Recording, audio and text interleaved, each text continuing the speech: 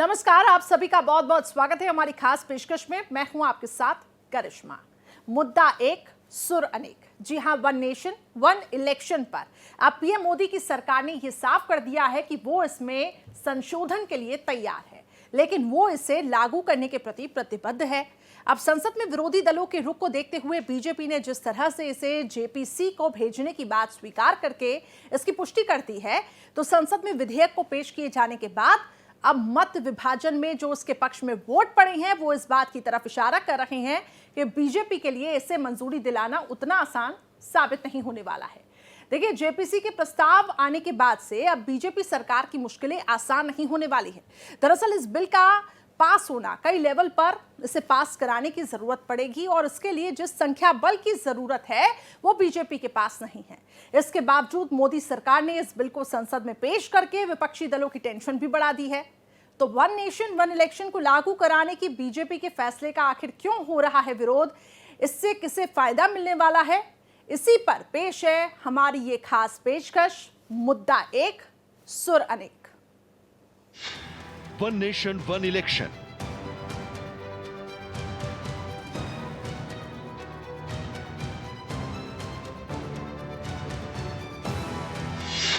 विपक्षी दलों की बढ़ी टेंशन।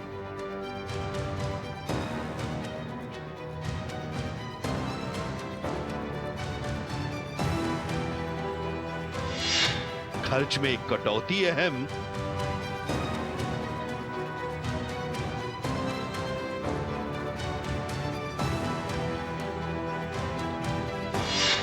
आंकड़े जुटाने की चुनौती।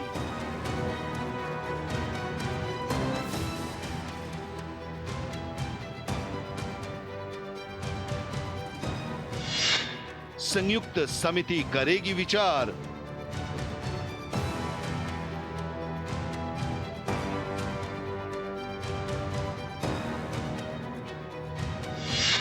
विपक्षी दलों का are par.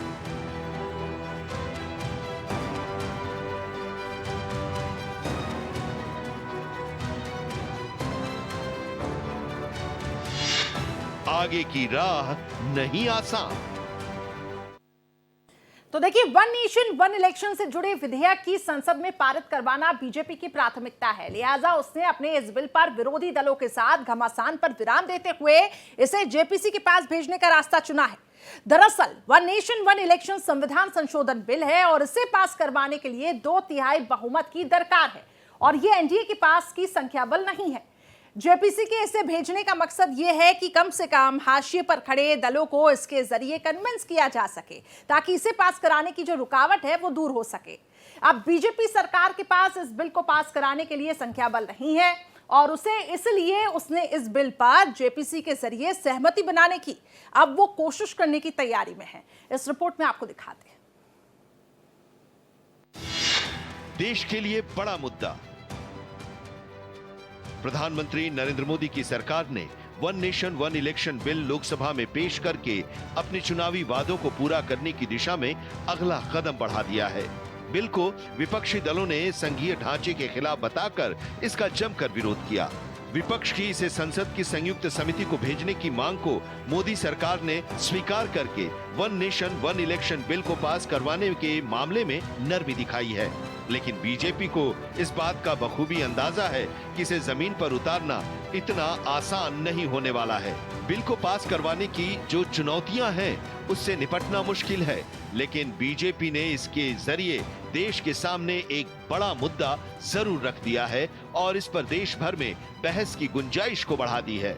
One nation one election को लागू करवाना बीजेपी का चुनावी मुद्दा रहा है। नरेंद्र मोदी के नेतृत्व वाली सरकार का इसके पीछे ये तर्क है कि एक साथ देश में चुनाव होने से सरकारी खजाने पर कम बोझ पड़ेगा। बार बार होने वाले चुनाव के खर्च से होने वाली बचत इंडस्ट्रियल ग्रोथ में लगेगा। एक देश एक चुनाव लागू होने से देश की जीडीपी भी 1 से 1.5% तक बढ़ सकती है। कानून मंत्री अर्जुन राम मेघवाल ने देश में लोकसभा और विधानसभा चुनाव एक साथ कराने के प्रावधान वाले संविधान संशोधन विधेयक 2024 और उससे जुड़े संघ राज्य क्षेत्र विधि संशोधन विधेयक 2024 को सदन में पेश किया। विरोधी दलों ने इस पर अपना आक्रामक रुख दिखाया। विरोधी दलों के मुखर विरोध को देखते हुए गृह मंत्री अमित शाह ने कहा कि जब मंत्रिमंडल में चर्चा के लिए विधेयक आया था तो प्रधानमंत्री नरेंद्र मोदी ने खुद इस बात पर सहमति जताई थी कि इसे संसद की संयुक्त समिति के पास विचार के लिए भेजा जाना चाहिए। बीजेपी की प्रमुख सहयोगी तेलुगु देशम पार्टी यानी टीडीपी और शिवसेना ने विधेयक का समर्थन किया। कानून मंत्री अर्जुन राम मेघवाल ने कहा कि एक साथ चुनाव कराने से संबंधित प्रस्तावित विधेयक राज्यों की शक्तियों को छीनने वाला नहीं है, बल्कि ये विधेयक पूरी तरह संविधान सम्मत है। उन्होंने विधेयक को जेपीसी के पास भेजने की विपक्ष की मांग पर भी सहमति जताई। इसे लेकर सभापति ने सदन में वोटिंग कराई, जिसमें विधेयक को पेश किए जाने के पक्ष में 269 वोट पड़े, जबकि विरोध में 198 वोट पड़े। संविधान में प्रस्तावित संशोधन को पारित कराने के लिए संसद के दोनों सदनों में उसके पक्ष में 2/3 बहुमत जरूरी है, लेकिन पहले ही चरण में इस विधेयक को पारित कराने लायक जरूरी समर्थन मिलता नहीं दिखा। अभी कुछ राजनेता आए हैं, 54 साल की आयु में अपने आप को युवा कहते हैं और ये घूमते रहते हैं, संविधान बदल देंगे, संविधान बदल देंगे, संविधान बदल देंगे।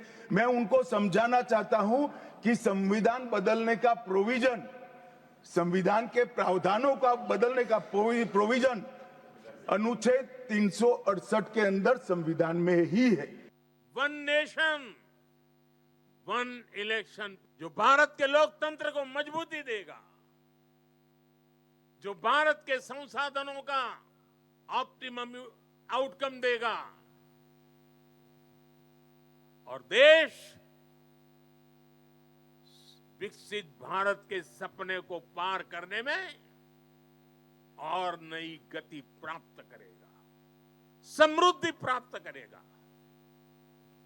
भारत आज one nation one civil code यानी सेकुलर सिविल कोड की तरफ भी बढ़ रहा है और मैंने लाल किले से इस बात का जिक्र किया था। इसके भी मूल में सामाजिक एकता, सरदार साहब की बात ही हमारी प्रेरणा है।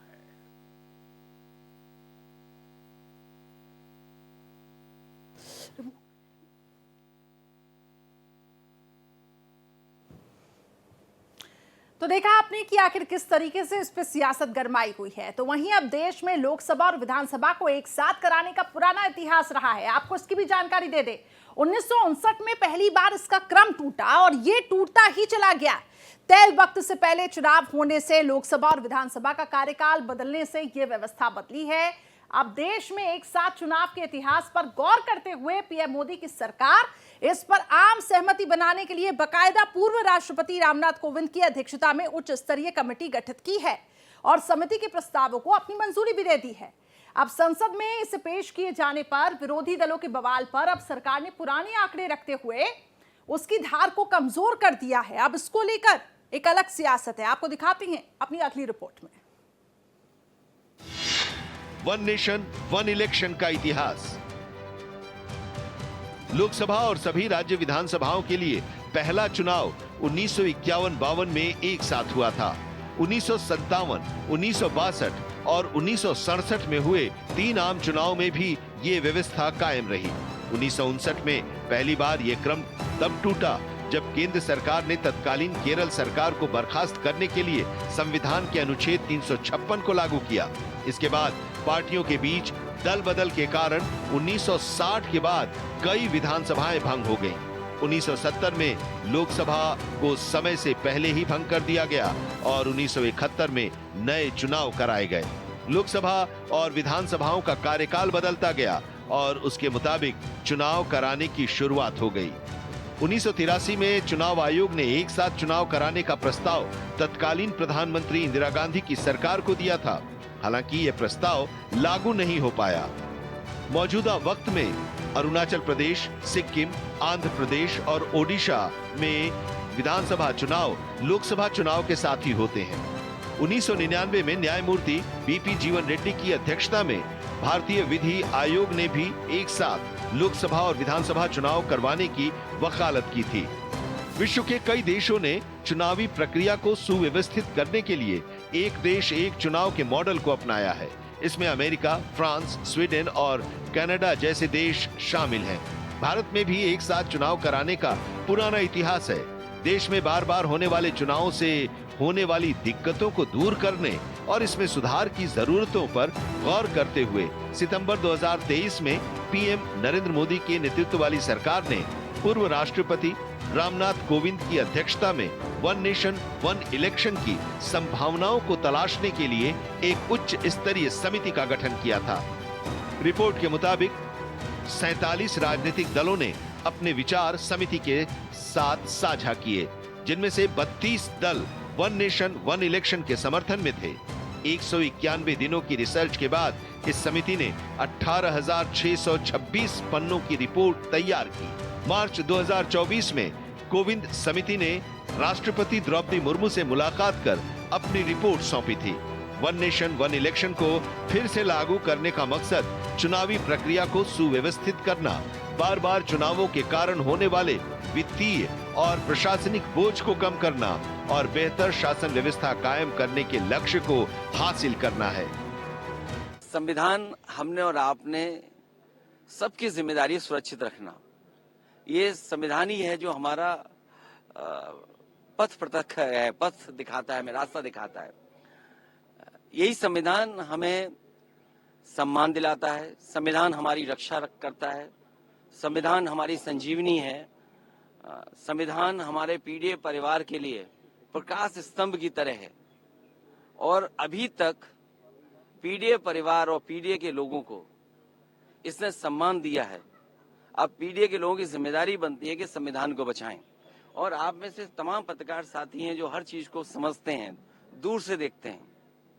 लोकतंत्र में और खासकर उत्तर प्रदेश में हम लोगों ने समय समय पे देखा है कि किस तरीके से भेदभाव हुआ है, भेदभाव का सामना किया है। One nation one election Bharatiya Janata party की एक जुगाड़ योजना है। देश में चुनाव के बदले पैटर्न के बाद एक बार फिर से पुराने पैटर्न को अपनाने को लेकर कई तरह की मुश्किलें हैं। दरअसल वन नेशन वन इलेक्शन के लागू होने से पूरी चुनावी व्यवस्था बदल जाएगी।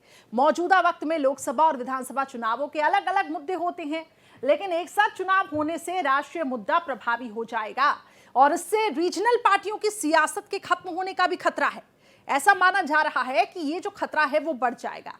अब इसी आकलन की बुनियाद पर विपक्षी पार्टियां इसका विरोध कर रही हैं और इसको लेकर तर्क दे रही हैं। लेकिन केंद्र सरकार जिस तरह से इस बिल को पास कराने की रणनीति अपना रही है, उससे कहीं ना कहीं जो विपक्षी दल हैं वो इस वक्त टेंशन में हैं। देखिए इस रिपोर्ट में। विपक्षी दलों की टेंशन। विपक्षी दलों की टेंशन इस बात को लेकर है कि अगर एक साथ देश में चुनाव कराए जाते हैं तो रीजनल पार्टियों की मुश्किलें बढ़ जाएंगी। बहुत ज्यादा आशंका इस बात को लेकर भी है कि कहीं वो पूरी तरह से खत्म न हो जाए। लोकसभा और विधानसभा चुनाव में मतदाताओं पर पार्टियों का अलग असर होता है और यही रीजनल पार्टियों के आधार को मजबूत बनाता है। लेकिन एक साथ चुनाव होने से राष्ट्रीय मुद्दे प्रभावी होंगे। मुद्दे, मामले और इश्यू भी अलग अलग होते हैं। अगर एक साथ चुनाव होते हैं तो लोकसभा चुनाव की धारा या बयार हर जगह बह सकती है। इससे केंद्र की सरकार में बैठे राजनीतिक दल को ज्यादा फायदा हो सकता है। इस बिल का सबसे ज्यादा विरोध कांग्रेस कर रही है। कांग्रेस ने इस पर विरोध दर्ज करते हुए कहा कि संविधान का 129वां संशोधन बिल और केंद्र शासित प्रदेश कानून संशोधन विधेयक संविधान की 7वीं अनुसूची और उसके बेसिक स्ट्रक्चर के खिलाफ है। संविधान की कुछ विशेषताएं हैं जो संसद के संशोधन के अधिकार से भी परे हैं। कांग्रेस ने संघवाद का जिक्र करते हुए विधेयक को संविधान की मूल संरचना पर आघात बताया। समाजवादी पार्टी भी इस विधेयक के खिलाफ मुकर रही। समाजवादी पार्टी के सांसद धर्मेंद्र यादव ने संविधान पर चर्चा का जिक्र करते हुए बीजेपी सरकार पर जमकर निशाना साधा। धर्मेंद्र यादव ने कहा कि अभी 2 दिन पहले इसी सदन में संविधान को बचाने की कस्में खाने में कोई कसर नहीं रखी गई। लेकिन 2 ही दिन में संविधान बदला जा रहा है। शिवसेना यूबीटी ने इस बिल का विरोध करते हुए कहा कि भारत गणराज्य राज्यों का यूनियन है। ये बिल फेडरलिज्म पर आघात है। एआईएमआईएम के असदुद्दीन ओवैसी ने इस बिल को संविधान के खिलाफ बताते हुए कहा कि ये पार्लियामेंट्री डेमोक्रेसी का उल्लंघन है, फेडरलिज्म का भी उल्लंघन है। ये बिल सीधे प्रेसिडेंशियल स्टाइल डेमोक्रेसी के लिए लाया गया है। वन नेशन वन इलेक्शन विधेयक का जहां सत्ता में शामिल दल समर्थन कर रहे हैं, वहीं इंडिया गठबंधन में शामिल विपक्षी पार्टियां इसके विरोध में हैं। अभी 2 दिन पहले संविधान को बचाने की, संविधान की गौरवशाली परंपराएं की कस्में खाने में कोई कमी नहीं रखी। 2 ही दिन के अंदर संविधान की जो हमारी मूल भावना है, 2 ही दिन के अंदर संविधान का जो हमारा बेसिक स्ट्रक्चर है, 2 ही दिन के अंदर संविधान का जो हमारा संघीय ढांचा है, उसको खत्म करने के लिए संविधान संशोधन बिल लाए हैं। मैं मनीष तिवारी जी से सहमत हूं और अपनी पार्टी और अपने नेता आदरणीय अखिलेश यादव जी की ओर से कहना चाहता हूं, ये बिल पूरे देश के जो अलग अलग भेष भाषाएं, संस्कृति, क्षेत्र की जो मान्यताएं हैं, जो हमारे संविधान निर्माताओं ने बहुत सोच विचार के मंथन अध्ययन करके ये संघीय ढांचा तैयार किया था, राज्यों का गठन भी किया था, संस्कृति के हिसाब से, क्षेत्र के हिसाब से, भाषा के हिसाब से, परिस्थितियों और समय के हिसाब से। मैं नहीं समझता अध्यक्ष जी, मुझे कहने में कोई संकोच नहीं, उस समय के हमारे संविधान निर्माताओं से विद्वान, बाबा साहब भीमराव अंबेडकर से ज्यादा विद्वान इस सदन में अभी कोई नहीं बैठा, मुझे कहने में संकोच नहीं है। और ये संविधान की मूल भावना को खत्म करके कैसे तानाशाही के रास्ते निकाले जाएं, इसके अलावा कोई काम ही नहीं बचा है। This bill violates the right to democratic self-government, which is part of Article 14-19. And if a legislative assembly is dissolved, sir, and midterm elections are conducted, the tenure of that assembly will not be for 5 years, sir. This in itself is a violation of parliamentary democracy, which envisages a tenured legislature. Sir, constitutional scheme makes it clear that once elections are conducted, the House should have a right to function for next 5 years. This is a violation of basic structure. That such a provision is being done for administrative convenience, not for constitutional purpose. Sir, the principle of federalism means that states are not mere appendages of the center. States are not dependent on the union for the existence. This is the violation of federalism, sir. Sir, in conclusion, Parliament is not competent to make any law that violates fundamental rights or the basis of the Constitution, sir. This bill indirectly introduced a presidential style of democracy. This bill is based on maximizing political gain and convenience. This bill will finish off regional parties. This bill is only brought in to massage the ego of the supreme leader. तो विपक्ष इस bill को लेकर पूरी तरह से सहमत नहीं है। One nation one election bill को लेकर मोदी 3.0 के लिए राह इतनी आसान नहीं है। 2019 में जब एनडीए सरकार ने जम्मू कश्मीर में आर्टिकल 370 का हटाने वाला संविधान संशोधन बिल पास कराया था, तब लोकसभा में उसकी संख्या 343 थी, लेकिन इस बार उसके पास ये आंकड़ा नहीं है। संख्या बल के हिसाब से एनडीए इस बार उतनी मजबूत भी नहीं है और यही वजह है कि बीजेपी ने इस बार फौरन ही इस बिल को जेपीसी के पास भेजने पर अपनी सहमति दे दी है। अब देखिए, वन नेशन वन इलेक्शन विधेयक को लेकर हालात जो हैं वो एनडीए सरकार के पक्ष में बिल्कुल नहीं है। इसके बावजूद बीजेपी अब इस पूरे मामले से पीछे हटने के लिए कतई तैयार नहीं है, लेकिन विपक्ष जो है वो इसका पुरजोर तरीके से विरोध कर रहा है। इस रिपोर्ट में देखिए। राह नहीं आसान। One nation one election bill को संसद की संयुक्त समिति में भेजकर बीजेपी ने अपने मकसद को साध लिया है। बीजेपी बाद में इसे चुनावी मुद्दा बना सकती है। ऐसा इसलिए क्योंकि आजादी के बाद देश में पहले 4 चुनाव इसी तर्ज पर हुए थे। उसके बाद भी काफी समय तक ये स्थिति बनी रही। सरकार ने one nation one election bill को सदन में पेश करने के बाद जेपीसी के पास भेजने का निर्णय किया है। वन नेशन वन इलेक्शन पर जेपीसी बनाने की प्रक्रिया शुरू हो गई है। संसदीय कार्य मंत्री किरेन रिजिजू ने कमेटी सदस्यों के लिए सभी दलों से नाम मांगे हैं। जेपीसी का गठन सदन में संख्या बल के आधार पर किया जाता है। जेपीसी का गठन तमाम दलों के सांसदों की संख्या के मुताबिक आनुपातिक आधार पर किया जाएगा। सबसे बड़ी पार्टी होने के नाते बीजेपी को समिति की अध्यक्षता मिलेगी और इसके कई सदस्य इसमें शामिल होंगे। इस बिल को लेकर जेपीसी की जिम्मेदारी बढ़ जाती है और अब उससे अपेक्षा की जाती है कि वो इस पर व्यापक परामर्श करने के बाद लोगों की राय भी ले। जेपीसी द्वारा पेश किए जाने वाले संशोधनों को स्वीकार करने के बाद भी इसे संसद में पारित करवाने की चुनौतियां अपनी जगह बरकरार है। लोकसभा में किसी भी संवैधानिक संशोधन को पारित करने के लिए 2/3 बहुमत की जरूरत होती है। उपस्थित और वोटिंग करने वाले 2/3 सदस्यों का समर्थन जरूरी है। अगर सभी 543 सांसद मौजूद हों तो 362 सांसदों का समर्थन चाहिए। अभी विपक्षी गठबंधन के पास 234 सांसद हैं। अनुच्छेद 362 के दूसरे प्रावधान के अनुसार राज्य की विधानसभाओं की मंजूरी भी इसमें जरूरी होगी। ये बिल संसद और विधानसभाओं में ही नहीं बल्कि सुप्रीम कोर्ट में भी संवैधानिक और कानूनी परीक्षा से गुजरेगा। इस बिल की सफलता इस बात पर निर्भर करेगी कि संवैधानिक ढांचे, संघीय ढांचे और लोकतंत्र के सिद्धांतों पर कितना खरा उतरता है। वन नेशन वन इलेक्शन, एक देश में एक चुनाव, ये देश चाहता है।